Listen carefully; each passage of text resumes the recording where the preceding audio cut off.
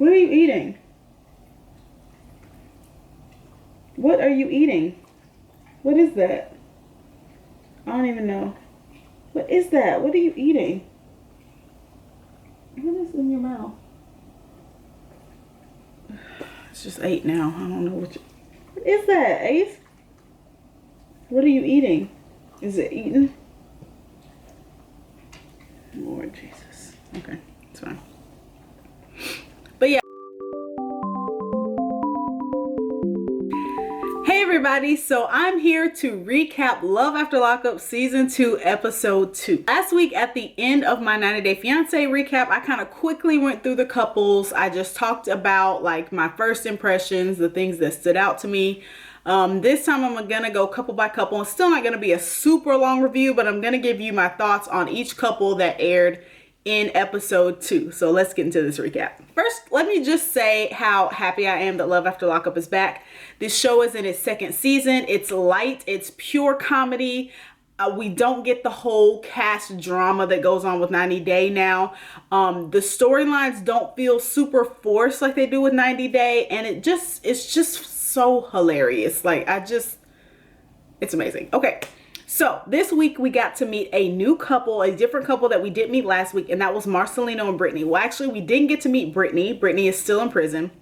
Marcelino is an ex-Marine. He's kind of racially ambiguous. I'm not sure. He kind of looks like either biracial, maybe his dad or mom is black, but not quite. Maybe some Hispanic. I'm not sure what Marcelino is, but they showed some pictures of him from back in the day when he was young, and homeboy looked like a straight up Vogue male model. I mean, he wasn't even like sexy. He was just like beautiful, kind of like Prince, like that sort of like gender fluid, like I look feminine but I'm still fine. I don't know. He was very good looking. He doesn't look so good looking now. Like when I was looking at him currently in the episode, I was like, he looks a little worn down, but he was beautiful when he was younger back in the day. I mean, he literally could have been a model. But something happened to him when he was in the Marines, and he feels the need to rescue this woman. He has Captain Save-A-Ho mentality to the fullest.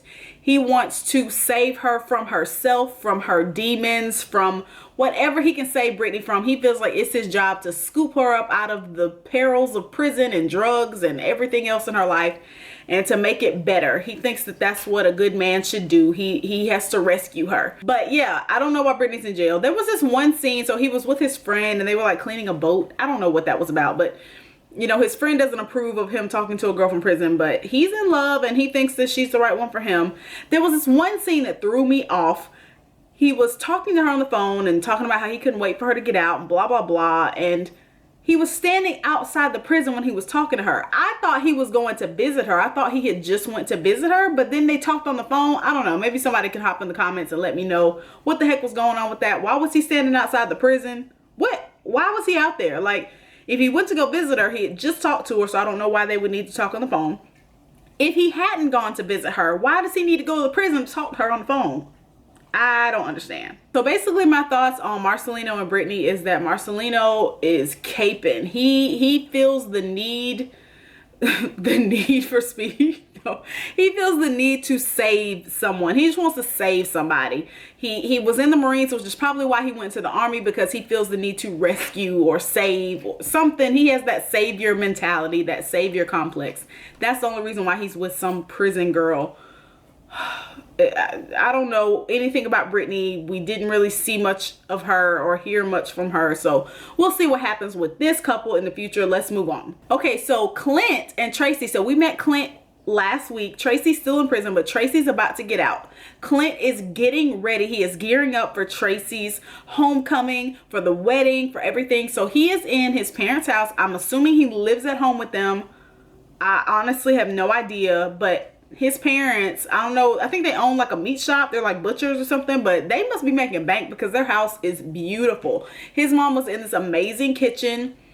The countertops, I was like looking at it, like taking notes, like, yes, countertops, tile, yes, island. Like, it was beautiful.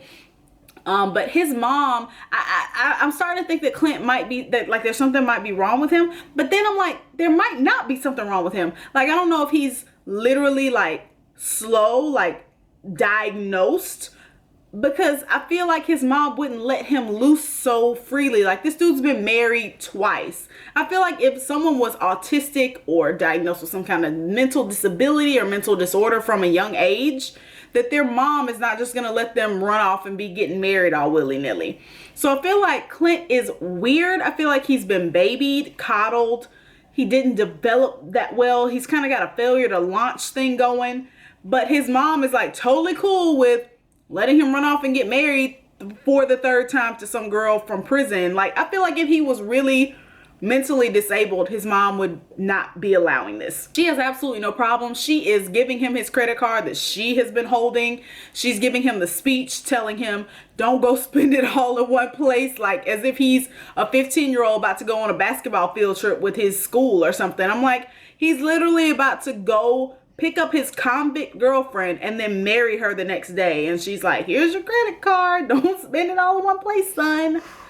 In her interview with the dad, like, she's like, oh, I'm gonna be watching her like a hawk. So that's what makes me think that Clint is not like clinically diagnosed, like special. You know what I mean? He is very strange. He looks like he's been on some type of drug. Like, I don't know how old he is. I don't remember. I didn't write his age down. But his face, he looks, he has that aged look of a crack or meth or something like that addict. It's something about his skin. It's like the drugs do something to your skin. It's like he has that. I don't know. I think I've seen enough like crackheads in my life, and their skin, all their skin looks the same, and Clint has that same skin. So I don't know what he's on, but he's on something because he's not right. But I don't think he's like been diagnosed from a child mentally disabled, not right. Because I don't think that his parents will be allowing this if he were. So that's what makes me think it's probably a drug thing. He might be impulsive. Maybe he's manic depressive and this is his manic and he does impulsive things.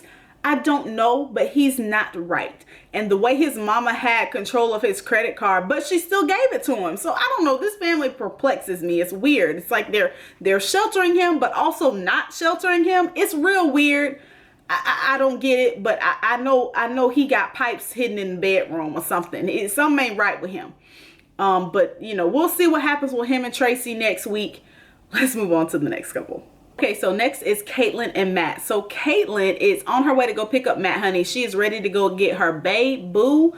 She's excited. She is meeting a friend of hers whose boyfriend is also in the same prison that Matt is in. Actually, this woman's boyfriend, I don't remember her name, and Matt were cellmates at one point in time. And I guess that's how they met. Maybe they met on a visit. I don't know. But they're going to both go down to the visit because this girl's going to go visit her man. He's got 4 years in prison, so she's got a little bit longer of time. I think that her and her man were together before he went in, so they've had a little bit longer relationship than Kaitlyn and Matt. Either way, they're on a road trip like Thelma and Louise. They are, you know, two girls just riding to go visit their men in prison. And Kaitlyn's super excited. All she can talk about is how she's so excited to touch Matt and do things to Matt, and how she gonna wear a dress and she gonna run up and let him catch her booty cheeks in his hands and all kinds of foolishness. The friend is getting really jealous. She's tired of hearing Kaitlyn talk about all the freaky deaky things she gonna do with her man once he get out, because baby, she got 3 years and 9 months left on her man's sentence, so she not gonna be getting no D anytime soon. And she is jealous and she is killing Kaitlyn's vibe. This girl was so negative. I was like, girl, she was killing Kaitlyn's mood, her vibe. Kaitlyn was super excited. I think that this girl should have just let Kaitlyn have her excited time. I mean, this girl's man's about to get out. I know that, you know, your man's not getting out anytime soon, but that's no reason to kill that girl's vibe. Let that girl be happy, okay? She about to get the D, okay? Rejoice with those who are rejoicing, all right, ma'am? I feel like she was being a Debbie Downer. She was being a bitter Betty. It was just, her attitude was stank. I did not like that, and I felt like Kaitlyn should have rolled by herself. But anyway, so Kaitlyn wakes up early the next day. She packs up all her stuff, and she rides down to go pick up Matt at the prison. When she gets there, she's told that he's gonna be like dropped off out front or something. I don't know what she was told or what he told her, but she thought that he was just gonna be dropped out front. So she pulls in, she's waiting, she's looking, there's nobody there. And then all of a sudden some guards walk up to her window and tell her he's going to be released to the community, and she needs to get the F up out of there. She is shooketh, she is befuddled, disheveled, and discombobulated because she doesn't know what release to the community means. And I don't know what that means either. I'm thinking that it probably is going to be kind of like how Lizzie got released, where they drive them out to the road and let them out. Kind of like how, what was Andrea and what was the guy's name that Andrea had last season? I don't even remember his name, but like, remember how people were just let out in the street? I think that's maybe what it means. Like, you can't just roll up to the prison and get them. We're going to drive them down and we're going to let them out on the street. That's what I assume release to the community meant. Why she wasn't aware of this, I don't know. Did Matt not understand that this is how he was going to be released? I don't know, but Kaitlyn is confused, and I think she was real shook up by how the officers were talking to her. They were talking real harsh. She was nervous, and she just wants to get her man. She don't know where they're going to let him out at. And I'm like, girl, he can't go that far. Like, where they going to take him to? Kaitlyn looks rough. Kaitlyn, like, she done lived a hard life. I don't know how old she is. I feel like she's like 25. Like, she acts like she's 25, but she looks like she's 37. So I don't know, but she ain't got Matt yet. We done had all this build up and this girl still has not picked this man up. So I don't know if she gonna get him next week. I don't know if she gonna get to run and jump in his arms and let him catch the booty cheeks in the hand. I don't know. We'll find out next week. Let's move on to the next couple. All right, next is Scott and Lizzie. So we are finally getting to meet Lizzie after all this time. We went through a whole season last year of Lizzie and Scott, and Lizzie still being in prison. Remember, Lizzie had the whole scare where she got caught with drugs and Scott had to pay for her lawyer so that she wouldn't get a whole bunch of years added to her sentence. I think she only got an extra year. Finally, Lizzie is getting released. Scott, his son Adam, Lizzie's daughter Jasmine all hop in the car to ride down to go collect Lizzie because she's getting released. This time Scott held it together. Remember, last season he was throwing up all in the trees, honey. This season he was composed. Adam is there looking like he wants none of this, like he doesn't want to be bothered, like he doesn't want to be there. I actually really like Adam. I love his indifference. I love he doesn't want anything to do with this, but he's still gonna support his daddy. I just really like Adam, and I really like Jasmine too, Lizzie's daughter. She seems like a smart girl.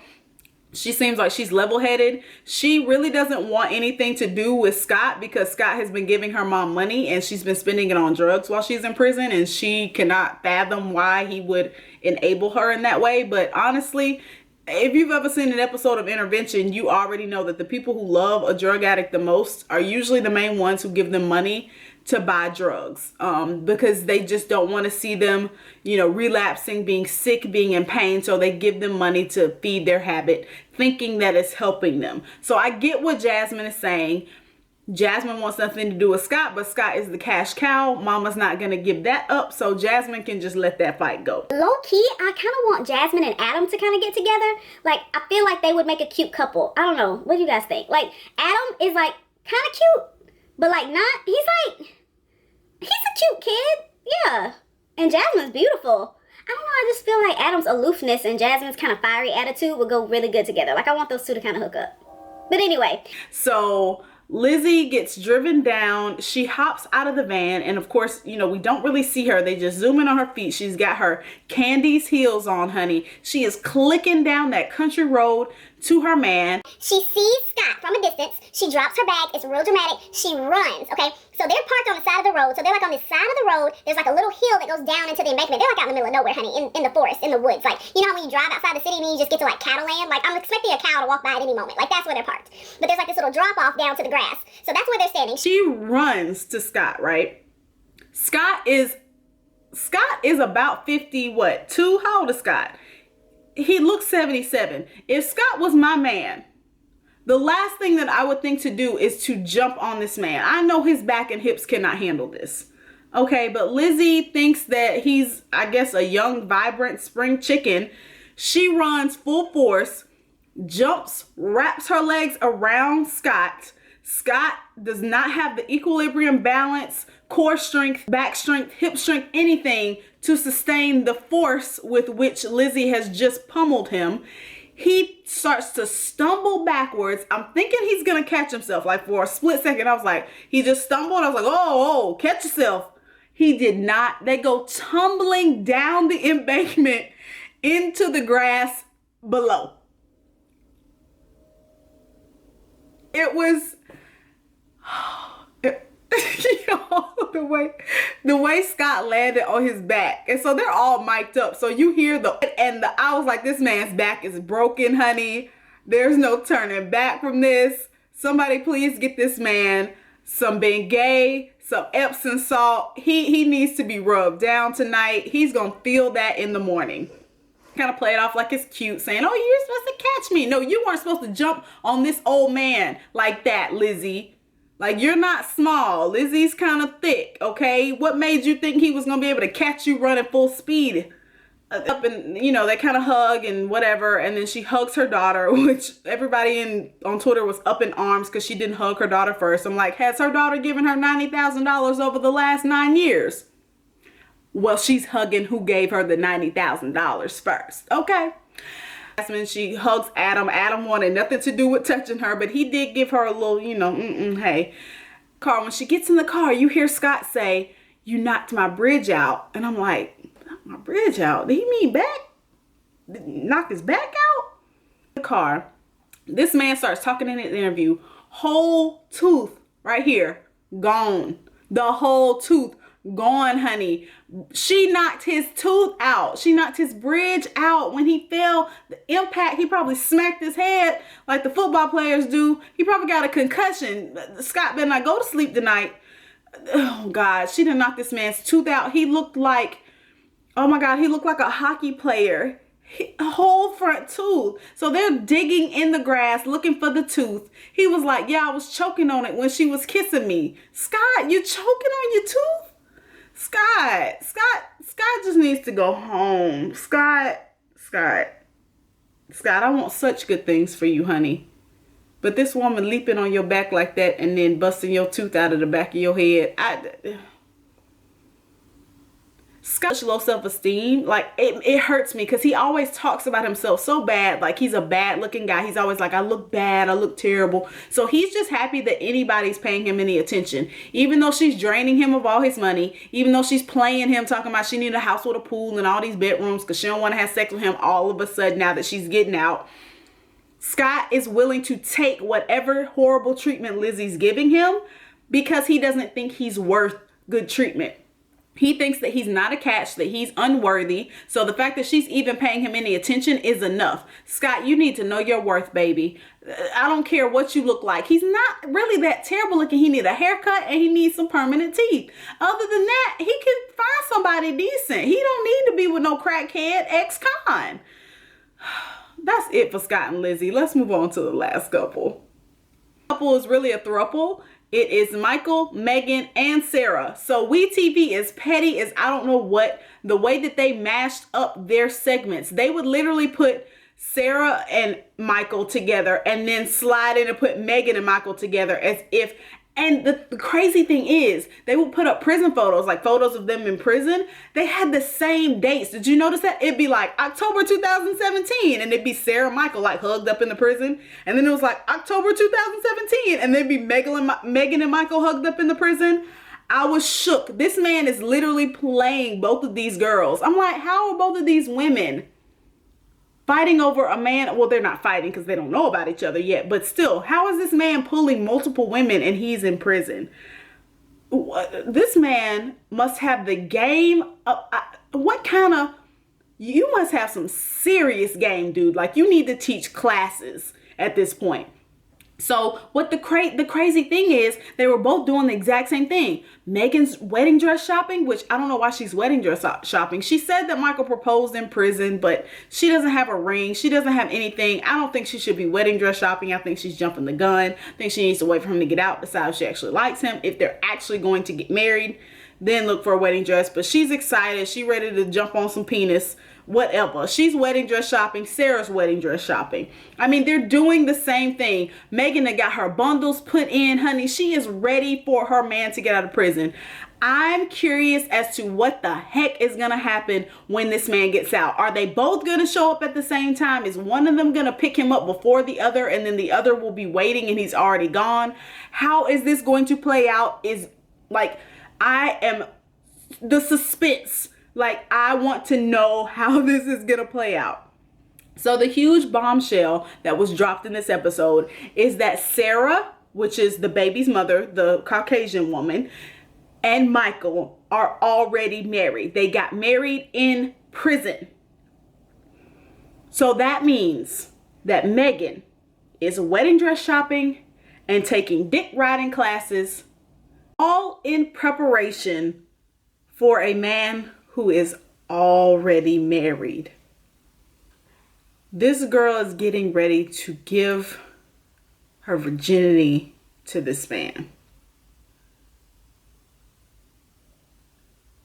I'm afraid like that she's going like this. Like I'm really like, I love the drama of it all. Like it's hilarious. Like it's crazy. It's ridiculous.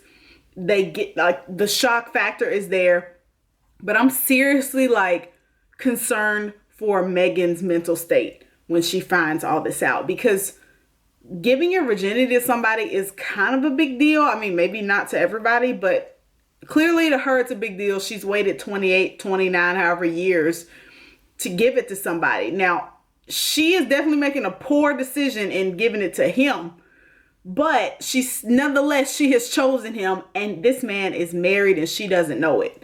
And she thinks she's going to marry him and that she loves him and that he loves her. And they're like giggling on the phone. Speaking of phone, then she told her friend that she spent $12,000 just on talking to him on the phone. 12, and she doesn't have a car. Like, she sacrificed getting a car so that she could use this money to talk to him on the phone. First of all, I didn't even know prison calls was that expensive. What happened to 1-800-COLLECT? That they don't do that no more? They don't have collect calls? I thought it was a collect call. Like, how many cents a minute? Is it 8 cents? Because MCI used to have like 9 cents a minute or something. I'm showing my age. I'm really showing my age. For real. Like, 12,000 on phone? On just the little payphone? The collect call from that? I didn't think it was possible. Like, how often are you speaking? Because they can only talk like 15, 20 minutes at a time, right? So do you hang up and call right back? I don't understand. And this girl, like, even if you were talking to somebody in prison, that's your business. Okay, do you? But to spend that much money on just to talk on the phone, I don't see any justification for that regardless. I don't care if that's your actual husband. If we married, I'm not spending $12,000 to talk to you on the phone. Ain't enough talking in the world. I can update you on my entire day in 15 minutes. I can give you a 15-minute recap of my day. We don't need to talk nothing but one time. We don't even have to talk every day, to be honest. We can talk every other day.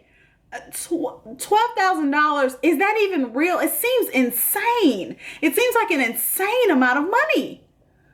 This man has ruined this girl. Like, she's ruined. Like, her heart is about to get stomped on. I will be watching, but in the back of my mind, I'm like, we need to get her a therapist.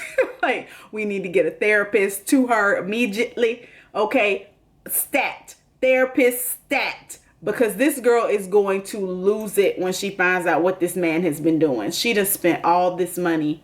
She done paid not only $12,000, but add the whatever the dick riding classes was. She done paid for bundles. She wedding dress shopping. This girl's heart is about to be ruined. And I feel for her. Like, I've had my heart broken before.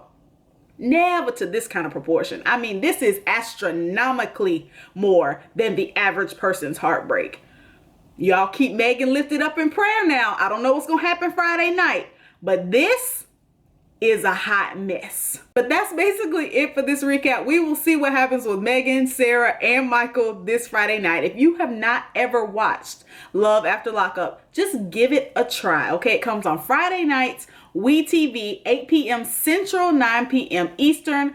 I'm assuming 7 and 6 for the other Mountain and Pacific, but don't quote me on that. It might be different times. Check your local listings. But this show is amazing. Like, if you like 90 Day, you're gonna like Love After Lockup. I'm telling you, usually they show the old episodes previously before the new one comes on, so you can catch up, or you can catch it on demand. I think they have it on WeTV.com as well. All you have to do is use your cable provider login. You guys, bottom line, you need to be watching this show. It's amazing. But yeah, thanks so much for sticking it out and watching this recap. I really appreciate it. If you'd like to follow me on Twitter at NSCHI_P_tweets for all my live tweets during the show as it airs every Friday night.